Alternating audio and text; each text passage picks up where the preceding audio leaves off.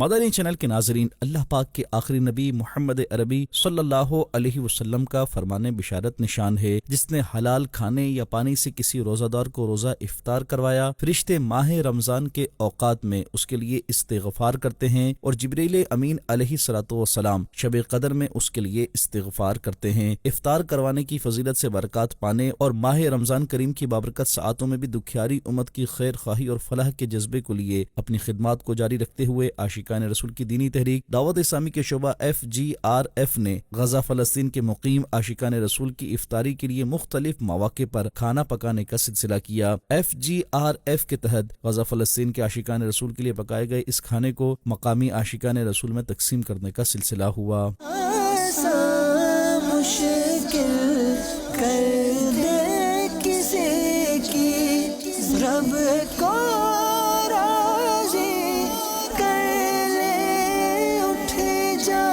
جبکہ غزہ فلسطین میں ہی دوسرے مواقع پر عاشقان رسول میں پانی تقسیم مہم کو جاری رکھتے ہوئے صاف پانی کی فراہمی کا سلسلہ بھی کیا گیا۔ دعوت اسلامی کے شعبہ FGRF کی طرف سے کی جانے والی خدمات اور خیر خواہی کے کاموں کو سراہتے ہوئے مقامی عاشقان رسول نے عاشقان رسول کی دینی تحریک دعوت اسلامی کا شعبہ FGRF غزہ فلسطین سمیت دنیا کے مختلف مقامات پر اللہ پاک کے آخری نبی محمد عربی صلی اللہ علیہ وسلم کی دکھیاری امت کی خیر خواہی اور امدادی کاموں کو جاری رکھے ہوئے ہے، جہاں کھانے اور پانی سمیت دیگر اشیاء ضروریات کی تقسیم کا سلسلہ رہتا ہے۔ ناظرین، آپ بھی دعوت اسلامی کے تحت دینی اور فلاحی کاموں میں پیش رہتے ہوئے اپنا حصہ شامل کیجیے اور اجر و ثواب پائیے۔